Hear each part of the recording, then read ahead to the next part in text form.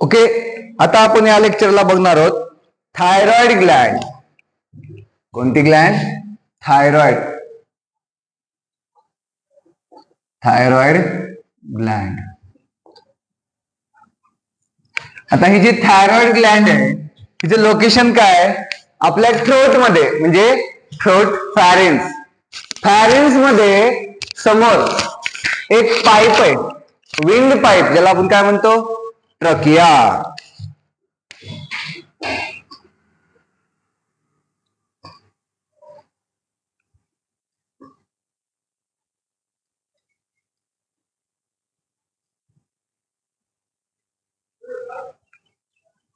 हा जो wind pipe आहे त्याला आपण काय म्हणतो?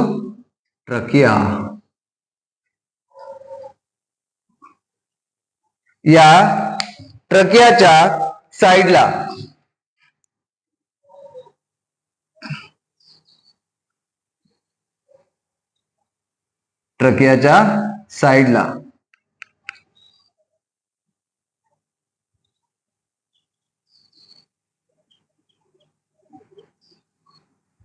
Present on either side of trachea. हे लॅरिंग्स आहे. लॅरिंग्स मीन्स आपला sound box, responsible for production of sound. Larynx ही जी ट्यूब आहे ज्याला आपण म्हणतो ट्रकिया. आता या ट्रकियाच्या दोन्ही साईडला present on either side of trachea कोणती ग्लँड आहे? आपली थायरॉइड ग्लँड. जर नीट बघितलं, हा जो व्ह्यू आहे हा समोरचा व्ह्यू आहे. कोणता व्ह्यू आहे? हा वेंट्रल व्ह्यू आहे. हा कोणता व्ह्यू आहे? Ventral view. वेंट्रल व्ह्यू ला बघितलं तर काय दिसायले आपल्याला? हे जे थायरॉइड ग्लँड आहे ते दोन लोब दिसायलेत. हा एक आणि हा एक.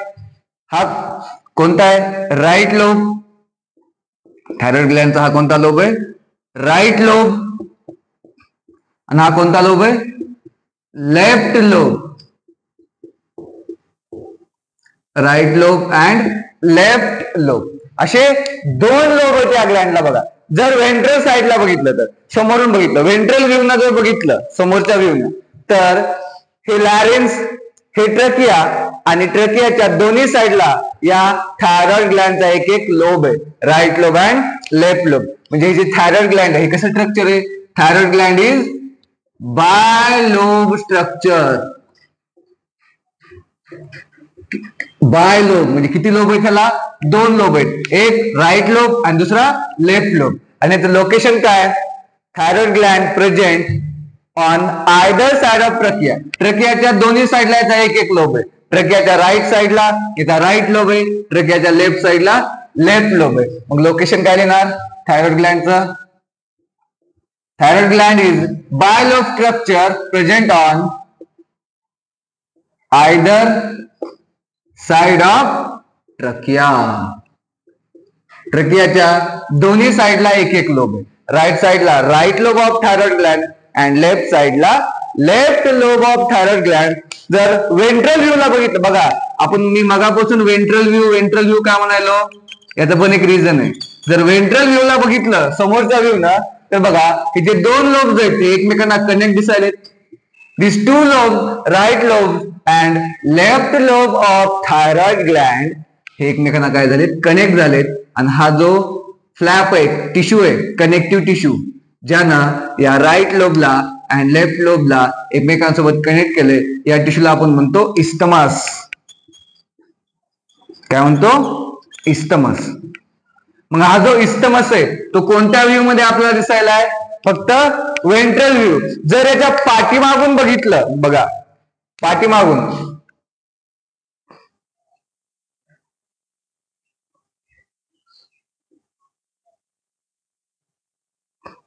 बॅक व्ह्यू कोणता असतो?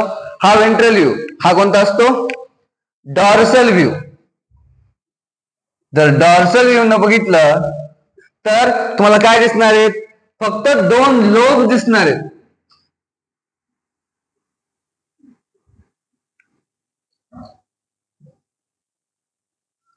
फक्त काय दिसणार आहेत? दोन लोब दिसणार आहेत. डॉर्सल व्ह्यू ला तुम्हाला इस्टमस दिसायले का? बघा, हा समोरचा व्ह्यू आहे वेंट्रल व्ह्यू. डॉर्सल व्ह्यू ला इस्टमस आहे का?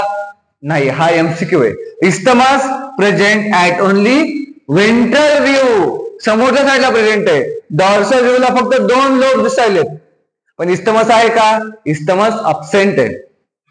Thyroid gland is a bilobe structure, 1 lobe present on either side of trachea, आणि 2 लोब कोणते? Right lobe and left lobe, and these 2 lobes connect with each other by help of connective tissue is called as isthmus, and isthmus present at only ventral view.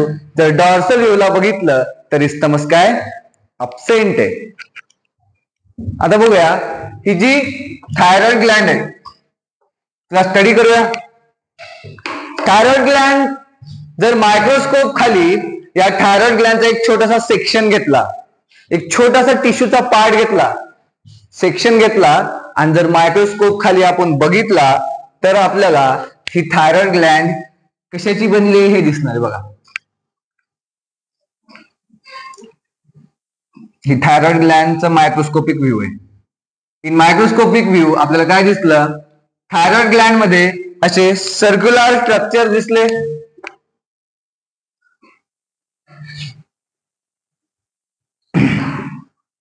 काय दिसले? Circular structure, ज्याला आपण काय म्हणतो? Follicles. काय दिसले? Follicles दिसले, thyroid follicles. And या फॉलिकलच्या साईडला आपल्याला काय दिसलं? एक टिश्यू दिसला लिक्विड फॉर्म मध्ये, ज्या फ्लुइडला आपण काय म्हणतो? स्ट्रोमा.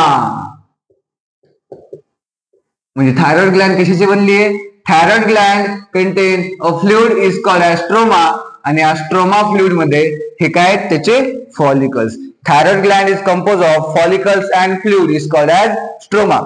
आता हे जे फॉलिकल्स आहेत, या फॉलिकलच्या आत सेल्स आहेत. काय आहेत? सेल्स आहेत. कोणत्या सेल्स आहेत फॉलिकलच्या आत? Follicular cells. कोणत्या सेल्स आहेत? बघा, या रेड कलरच्या ड्रॉ केल्यात त्या कोणत्या सेल्स आहेत? या follicular cells. Thyroid follicles is lined by कोणत्या सेल्स आहेत? या फॉलिक्युलर सेल्स. Follicular cells. फॉलिकलच्या आत कोणत्या सेल्स आहेत? Follicular cell. जशा या फॉलिकलच्या आत सेल्स आहेत तशाच इथे बाहेर पण सेल्स आहेत. फॉलिकलच्या आत पण सेल्स आहेत, ज्याला म्हणलं फॉलिक्युलर सेल्स. तसं या फॉलिकलच्या बाहेर पण सेल्स आहेत. बघा, स्ट्रोमामध्ये पण सेल्स आहेत. फॉलिकलच्या बाहेर कशाच्या मधात? स्ट्रोमाच्या मधात पण काय आहेत? सेल्स आहेत. फॉलिकलच्या आत ज्या सेल्स होत्या त्यांना म्हणणं फॉलिक्युलर सेल्स म्हटलं. काय म्हटलं? Cells present inside the follicles are called as follicular cells. आणि जसं आत आहे तशाच बाहेर आहेत. ज्या बाहेरच्या सेल्स आहेत यांना म्हणायचं पॅरा फॉलिक्युलर. काय म्हणायचं? Parafollicular cells. कोणत्या cells? Parafollicular cells. FOLLICULAR. Follicles are lined by follicular cells and cells present outside the follicles. फॉलिकलच्या बाहेर कोणत्या सेल्स असतात? Parafollicular cells. आता बघा, थायरॉइड ग्लँड स्ट्रोमा, फॉलिकल्स आहेत. फॉलिकलच्या आतल्या सेल्सला म्हणलं फॉलिक्युलर सेल्स, बाहेरच्या सेल्सला म्हणलं पॅरा फॉलिक्युलर सेल्स. आता काय होणार बघा, हे समजलं वेंट्रल व्ह्यू. ओके, हे रेज करतो. आता बघा, हे जे फॉलिकल आहे बघा, हे थायरॉइड फॉलिकल आहे. यामध्ये सेल्स कोणत्या आहेत? मधल्या साईडला फॉलिक्युलर सेल्स. मधल्या साईडला कोणत्या सेल्स असतात? Follicular cells. आणि ही जी कॅव्हिटी आहे ही काय? कॅव्हिटी. या फॉलिकलच्या आत काय? ही कॅव्हिटी आहे. या कॅव्हिटीमध्ये या फॉलिक्युलर सेल्स, कोणत्या सेल्स? Follicular cell. बघा, फॉलिक्युलर सेल्स ही कॅव्हिटी. आता काय होणार बघा, TSH येणार, थायरॉइड स्टिम्युलेटिंग हार्मोन येणार. कोणी म्हणाल thyroid stimulating hormone? Pituitary gland. Pituitary ग्लॅंडच्या कोणत्या पार्टनं? ऍडिनोहायपोफायसिस. ऍडिनोहायपोफायसिसचे परत दोन पार्ट होते. कोणते कोणते? पार्स डिस्टॅलिस अँड पार्स इंटरमिडिया. यापैकी कुणी बनवलं थायरॉइड स्टिम्युलेटिंग हार्मोन? पार्स डिस्टॅलिस, ज्याला आपण दुसरं नाव काय म्हणतो?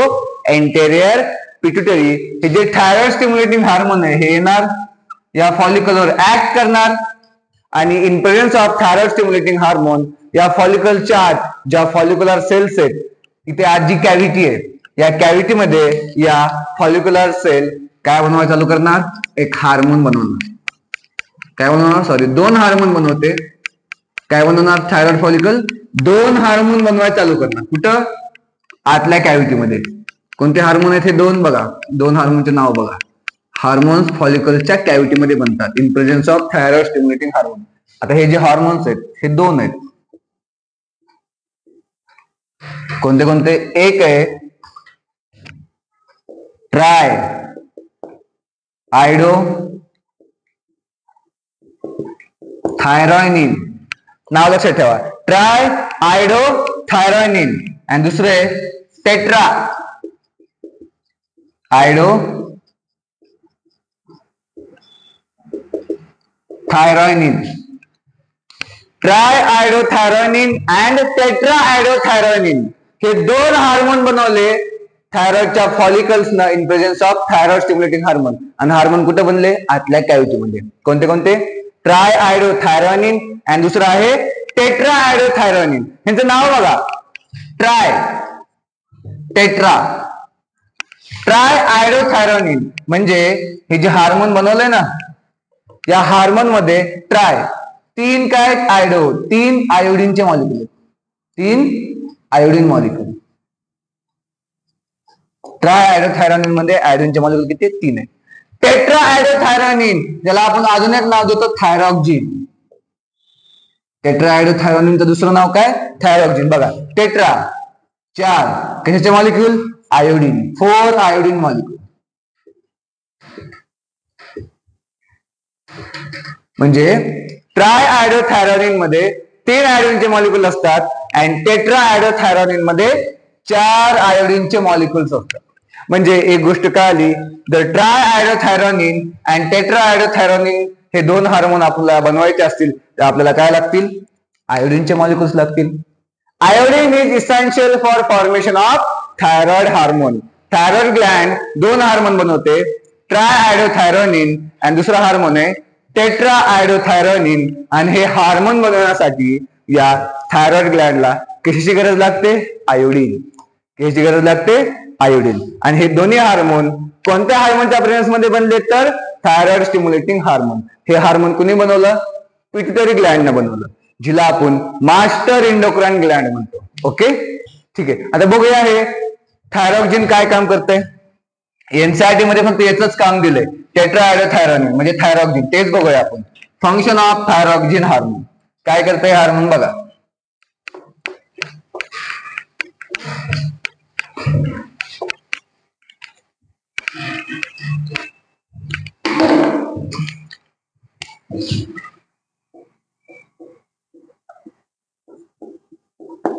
Thyroxine hormone. थायरॉक्सिन हार्मोनचं दुसरं नाव काय? टेट्रा आयडोथायरॉनिन. म्हणजे थायरॉक्सिन हार्मोन बनवण्यासाठी आपल्याला किती आयोडीनचे मॉलिक्युल लागले? 4. ओके, थायरॉक्सिनचं फंक्शन बघूया. पहिलं फंक्शन, थायरॉक्सिन काय कंट्रोल करतंय? DMR. DMR means the control body metabolic rate. DMR control करते, that is body metabolic rate. बॉडीचा जो मेटाबॉलिक रेट आहे ते कंट्रोल करणं कुणाचं काम आहे? Thyroxine hormone. ह्याच्या आधी कोण करत होतं? मेलाटोनिन हार्मोन पण कंट्रोल करत होतं मेटाबॉलिझम. हे पण करतंय thyroxine hormone control DMR, that is body metabolic rate. Okay, बॉडीचा मेटाबॉलिक रेट कंट्रोल करणं हे कुणाचं काम आहे? थायरॉक्सिन हार्मोनचं. याला बॉडी मेटाबॉलिझम रेट म्हणा किंवा बासाल मेटाबॉलिक रेट म्हणा. बासाल किंवा बॉडी दोन्ही पण अर्थ एकच आहे. बॉडी मेटाबॉलिक रेट किंवा बासाल मेटाबॉलिक रेट हे कुणाचं काम आहे कंट्रोल करणं? Thyroxine hormone. मेटाबॉलिझम कुणाकुणाचं मेटाबॉलिझम कंट्रोल करतंय? तर बघा, thyroxine hormone control body metabolic rate कुणाकुणाचं, the help to control metabolism of carbohydrate, metabolism of carbohydrate, control metabolism of protein and control metabolism of fat. आता या carbohydrate, protein आणि फॅटचं metabolism काय आहे हे आपल्याला रेस्पिरेशन चॅप्टर मध्ये समजेल. फक्त एवढं लक्षात ठेवा, body metabolic rate, metabolism of carbohydrate, metabolism of protein and metabolism of fat हे रेट कंट्रोल करण्याचं काम कुणाचं आहे, thyroxine hormone. They control body metabolic rate means control metabolism of carbohydrate, metabolism of protein, metabolism of fat. आता मेटाबॉलिझमची definition तुम्हाला माहिती आहे. Metabolism म्हणजे काहीतरी गोष्टी बनवणे किंवा काहीतरी गोष्टी तोडणे. म्हणजे breakdown of substance is catabolism and formation of substance is anabolism and anabolism plus catabolism is called as metabolism. म्हणजे प्रोटीन बॉडीमध्ये कार्बोहायड्रेट, प्रोटीन, फॅट बनायलेत आणि यांचं ब्रेकडाऊन पण आपण काय करायलो, बॉडीमध्ये करायलो. यालाच काय म्हणायचं, मेटाबॉलिझम. ते मेटाबॉलिझम कोण कंट्रोल करतंय, थायरॉक्सिन हार्मोन. दुसरं, thyroxine hormone also help in formation of RBC formation. म्हणजे आपल्या ब्लड मधल्या कोणत्या सेल तयार करते, आरबीसी, रेड ब्लड सेल्स तयार करते. म्हणजे थायरॉक्सिन हार्मोन जास्त तर बॉडीमध्ये आरबीसी जास्त. अजून काय करते, thyroxine hormone also maintain water and electrolyte, maintain water and electrolyte balance. बॉडीमध्ये वॉटर अँड इलेक्ट्रोलाइट बॅलन्स पण मेंटेन करते. बघा, म्हणजे काही हार्मोन्स सेम फंक्शन करायलेत. म्हणजे बघा, थायरॉक्सिन हार्मोन काय केलं, maintain water and electrolyte balance. याच्या आधी आपण एक हार्मोन बघितलं होतं जे water and electrolyte balance maintain करते. कोणता असेल, आठवा, that is ADH, anti diuretic hormone. ह्याने पण काय केलं, water and electrolyte balance maintain केला. थायरॉक्सिन हार्मोन पण वॉटर इलेक्ट्रोलाइट बॅलन्स मेंटेन करायला. म्हणजे जर क्वेश्चन आला की कॉमन फंक्शन लिहा तर तुम्हाला आठवाय पाहिजेत. ओके. आता मेटाबॉलिझम सोबत अजून कोणता हार्मोन आहे याच्या आधी, मिलॅटोनिन, आणि हा दुसरा थायरॉक्सिन हार्मोन. मला सांगा, थायरॉक्सिन हार्मोन जर वाढलं तर बॉडी मेटाबॉलिक रेट पण काय होणार, वाढणार. आरबीसी फॉर्मेशन पण वाढणार. वॉटर अँड इलेक्ट्रोलाइट बॅलन्स पण काय होणार, मेंटेन होणार. ओके, कळालं? ठीक आहे. आता बघूया हार्मोन्स काय आले. आता परत सांगितलं, जर हे हार्मोन्स बनणं कमी झालं किंवा जास्त झालं तर बॉडीमध्ये काय होणार, डिसीज होणार. आता बघा, हे हार्मोन बनवण्यासाठी थायरॉक्सिन हार्मोन आणि याच्या आधी टेट्रा आयडोथायरॉनिन, ज्याला आपण थायरॉक्सिनच म्हणतो, आणि ट्राय आयडोथायरॉनिन आणि टेट्रा आयडोथायरॉनिन हे हार्मोन बनवण्यासाठी आपल्याला काय लागले, आयोडीनचे मॉलिक्यूल लागले. मी जर म्हटलं डाएट मध्ये आता आयोडीन कमी झालंय, आयोडीनची अमाऊंट कमी झाली तर काय होणार, हे हार्मोन बनतील का, नाही. मग आयोडीनची अमाऊंट कमी झाली तर हे हार्मोन बनणं पण काय होणार, कमी होणार. आता बघूया थायरॉइड ग्लँडचे डिसीज ऑफ थायरॉइड ग्लँडचे डिसीज बघूया. Disease of thyroid gland. पहिला डिसीज आहे हायपोथायरॉइडिझम.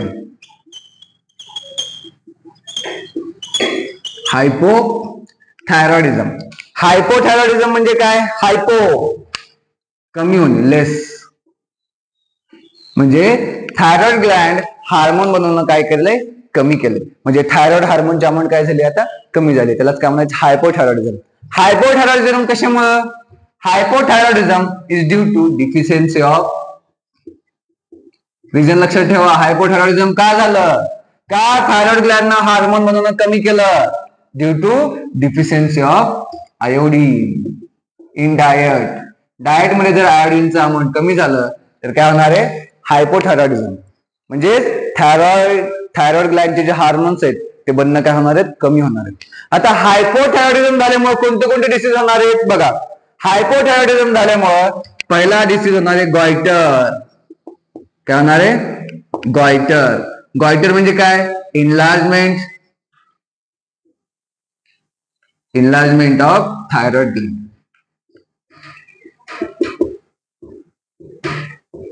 थायरॉइड ग्लँडची साईज काय होते, एकदम वाढते. इथे एकदम असा बल्ज तयार होतो, बलून फुगल्यासारखं हे आपलं ठोट फुगत आहे. This is goitre. Enlargement of thyroid gland is called as goiter. आणि goiter कशामुळे? Due to deficiency of iodine. आयोडीनची डिफिशियन्सी काय म्हणतो आपण? हायपोथायरॉइडिझम. म्हणजे हायपोथायरॉइडिझम झाल्यामुळे पहिला डिसीज कोणता होणार? गॉयटर. थायरॉइड ग्लँडची काय होणार? इनलार्जमेंट. थायरॉइड ग्लँडची काय होणार? इनलार्जमेंट. दुसरा डिसीज काय? क्रिटिनिझम. दुसरा डिसीज काय? क्रिटिनिझम. आता हा जो क्रिटिनिझम डिसीज आहे तो कुणामध्ये होतो बघा? यामध्ये पण काय होईल? हायपोथायरॉइडिझम होईल, डिफिशियन्सी ऑफ आयोडीन. आता एक क्रिटिनिझम कुणामध्ये झालं? तर क्रिटिनिझम झालं बेबीमध्ये. कुणामध्ये? बेबीमध्ये. तर बेबीमध्ये क्रिटिनिझम कसं होईल? जर एखादी ह्युमन प्रेग्नेंट आहे, प्रेग्नेंट ह्युमन आहे, ह्युमन काय? प्रेग्नेंट आहे. आता या प्रेग्नेंट वुमनच्या बॉडीमध्ये, प्रेग्नेंट वुमनचा जो युटेरस असतो त्या युटेरस मध्ये काय? बेबी आहे. आता या बेबीची ग्रोथ अँड डेव्हलपमेंट 9 महिने त्या युटेरस मध्ये होणार आहे. आता जर वुमन प्रेग्नेंट असेल तर या प्रेग्नेंट वुमन मध्ये हायपोथायरॉइडिझम झालं. काय झालं? हायपोथायरॉइडिझम, आयोडीनची डिफिशियन्सी झाली. तर त्या प्रेग्नेंट वुमनला काय होणार नाही, पण तिचा जो बेबी आहे, बेबी, त्या बेबीला काय होणार आहे? क्रिटिनिझम होणार आहे. क्रिटिनिझम म्हणजे काय? Stunted growth. Stunted growth. बेबीची ग्रोथ काय होणार आहे? स्टॉप होणार आहे. ज्याला म्हणायचं स्टंटेड ग्रोथ. म्हणजेच काय? क्रिटिनिझम ड्यू टू हायपोथायरॉइडिझम. पहिले झालं गॉयटर. पण जर ह्युमन प्रेग्नेंट असेल, तिच्यामध्ये आयोडीनची डिफिशियन्सी झाली, तिला काय होणार आहे का? नाही. तिच्या बेबीमध्ये कोणता डिसीज होणार आहे? क्रिटिनिझम. त्या बेबीची ग्रोथ काय होणार आहे? स्टंटेड ग्रोथ होणार आहे. ग्रोथ खुंटणार आहे, स्टंटेड ग्रोथ. अजून काय काय सापडतं त्या बेबीमध्ये बघा? हा जो डिसीज आहे क्रिटिनिझम, त्याचे सिम्पटम्स बघा काय काय सापडतात बेबीमध्ये. कुणामध्ये? बेबीमध्ये. पहिलं सिम्पटम, बेबी कसा असतो? Mental retardation. Mental retardation. तो मंद असतो. आपल्यासारखं नॉर्मल असतो का? बेबी काय होतो? मंद होतो. दुसरं, त्या बेबीचा लो आयक्यू. आयक्यू कसा असतो? लो असतो, लो आयक्यू. थर्ड, त्याची स्किन कशी असते? एकदम व्रिंकल्स पडतात स्किनवर, भेगा पडतात स्किनवर. स्किन कशी असते? Abnormal skin. स्किन कशी असते? Abnormal skin. बघा, हे सगळं बेबीमध्ये होईल. मदरमध्ये काय होईल का? नाही. सगळं कुणामध्ये होईल? बेबीमध्ये. Mental retardation, low IQ, abnormal skin, and last deep mutism. Deep mutism म्हणजे तो बेबी मुखबधीर असतो. ना त्याला बोलता येते ना ऐकता येते. मुखबधीर, डीप म्युटिझम. कशामुळे? फक्त डिफिशियन्सी झाल्यामुळे आयोडीनची. प्रेग्नेंट ह्युमन मध्ये, म्हणजे प्रेग्नेन्सी मध्ये बॉडीमध्ये आयोडीनची डिफिशियन्सी होऊ द्यायची नाही. जर डिफिशियन्सी झाली, मदरला काय होणार आहे का? नाही. तिच्या बेबीमध्ये काय होणार आहे? क्रिटिनिझम होणार आहे. समजा आता जर वुमन प्रेग्नेंट नाहीये, ह्युमन कशी आता? नॉर्मल आहे, एक ऍडल्ट ह्युमन आहे, नॉर्मल आहे. कशी आता? Adult human. Adult human. आता ती प्रेग्नेंट आहे का? नाही. तर प्रेग्नेंट असेल, आयोडीनची डिफिशियन्सी झाली, तर तिच्या बेबीमध्ये क्रिटिनिझम होणार आहे. पण ती ह्युमन जर ऍडल्ट असेल, आता ती प्रेग्नेंट आहे का? नाही. ती ऍडल्ट आहे. ऍडल्ट ह्युमन म्हणजे जिच्यामध्ये आता मेन्स्ट्रुअल सायकल येते, तिला म्हणायचं ऍडल्ट ह्युमन. आता ती ह्युमन ऍडल्ट आहे. जर ऍडल्ट ह्युमन मध्ये आयोडीनची डिफिशियन्सी झाली, म्हणजे हायपोथायरॉइडिझम झालं, तर काय होणार आहे? ऍडल्ट ह्युमन मध्ये जर हायपोथायरॉइडिझम झालं तर या ऍडल्ट ह्युमनला इरेग्युलर मेन्स्ट्रुअल सायकल येतील. मेन्स्ट्रुअल सायकल काय येतील? Irregular. Deficiency of iodine in adult human causes irregular menstrual cycle.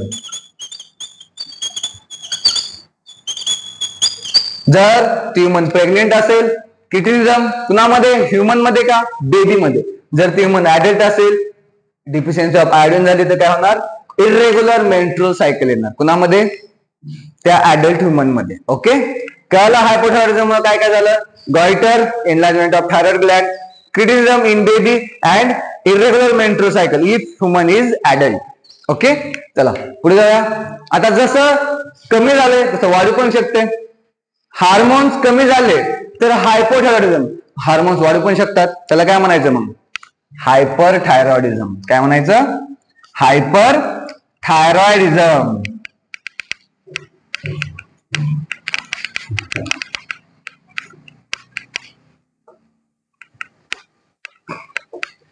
Hyper thyroidism.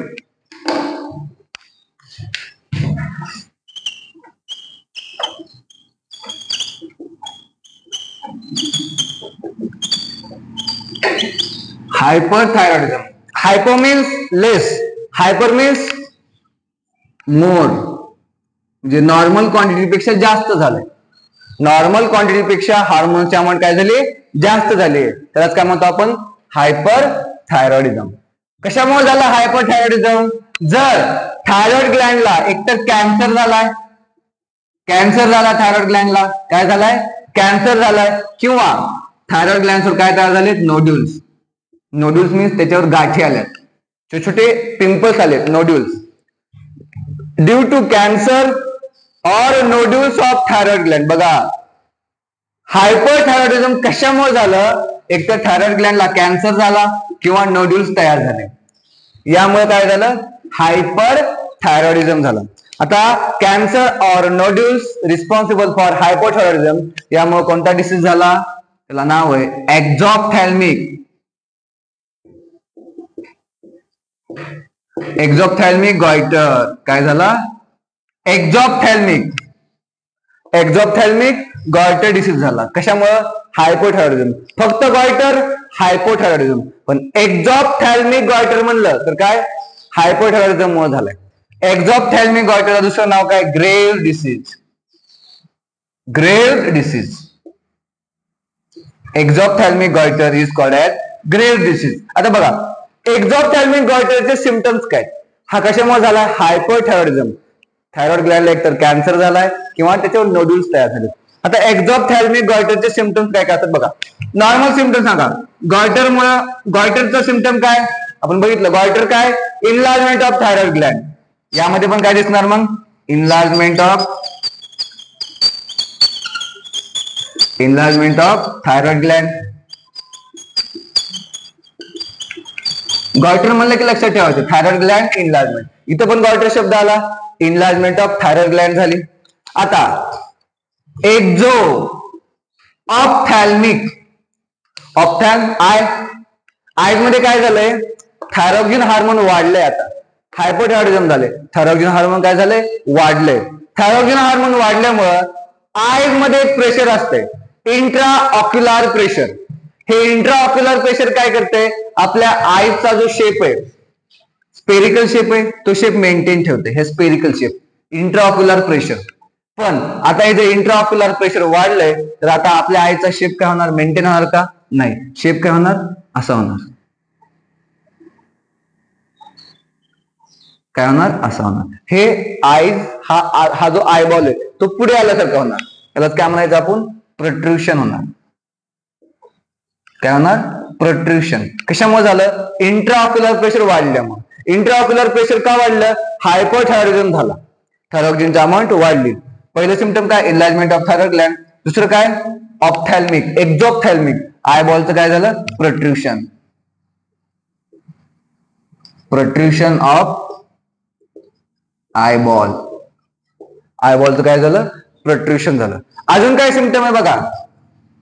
Thyroxine hormone वाढलंय, थायरॉइड ग्लँड इनलार्जमेंट झाली, आयबॉलचं प्रोट्रुशन झालं. अजून काय झालं? थायरॉक्सिन हार्मोन वाढल्यामुळे, आता बघा, थायरॉक्सिन हार्मोन वाढले, बॉडीचा मेटाबॉलिक रेट पण काय झालाय? वाढलाय.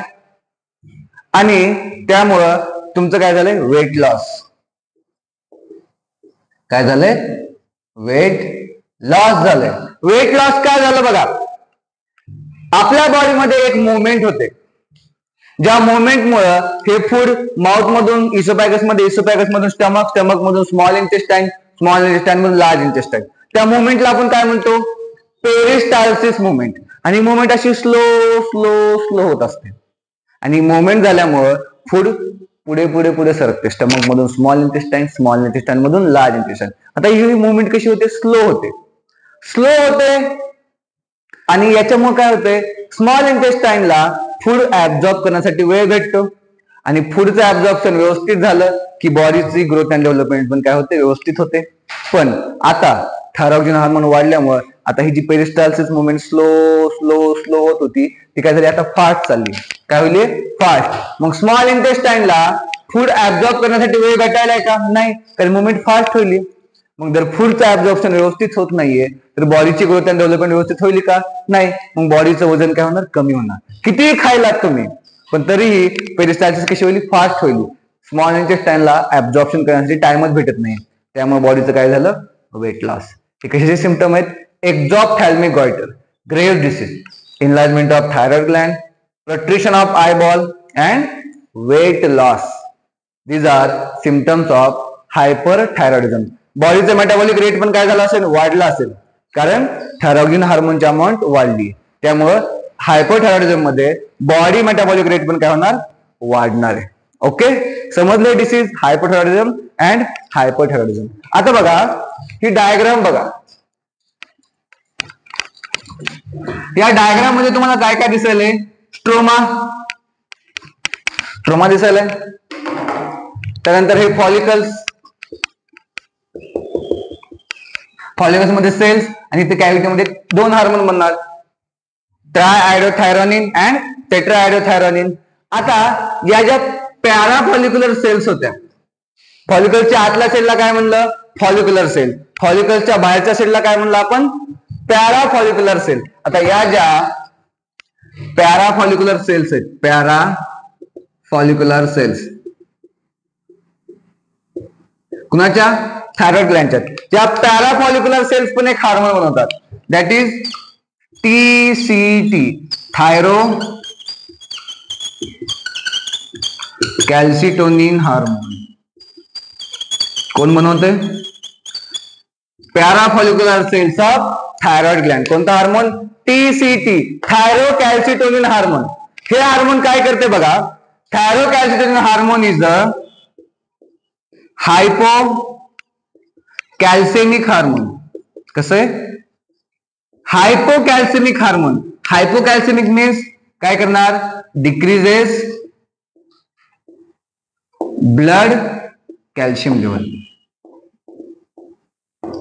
ब्लडची कॅल्शियम लेवल काय करणार, कमी करणार. कोणता हार्मोन, थायरो कॅल्सिटोनिन हार्मोन. कोणी बनवलं, पॅराफॉलिक्युलर सेल्स ऑफ थायरॉइड ग्लँड. काय करणार, हे हायपोकॅल्सेमिक हार्मोन आहे, म्हणजे ब्लड मधलं कॅल्शियम काय करणार, कमी करणार. तर मला सांगा, जर ब्लड मधलं कॅल्शियम कमी करायचं असेल तर काय करावं लागेल, हे कॅल्शियम ब्लड मधून काढून कुठेतरी लावावं लागेल. हे ब्लड मध्येच आहे. हे हार्मोन काय करायला, हे हार्मोन ब्लड मधलं कॅल्शियम लेवल कमी करायला, म्हणजे ब्लड मधलं कॅल्शियम काढून कुठेतरी टाकावं लागेल. मग काय करणार, ब्लड मधलं कॅल्शियम काढा आणि कशावर लावा, बोन्सवर लावा. बोन्स पण कशाचे बनलेले असतात, कॅल्शियम फॉस्फेट. बोन्स कशाचे बनलेले असतात, कॅल्शियम फॉस्फेट. मग या थायरो कॅल्सिटोनिन हार्मोन काय केलं, हायपोकॅल्सेमिक हार्मोन. ब्लड मधलं कॅल्शियम काय केलं, कमी केलं. कसं कमी केलं, ब्लड मधलं कॅल्शियम काढलं आणि बोन्सवर लावलं, काढलं बोन्सवर लावलं. कुणी केलं, थायरो कॅल्सिटोनिन हार्मोन. हे काय करते, ब्लडचं कॅल्शियम लेवल काय करते, डिक्रीज करते. They decrease blood calcium level. Okay.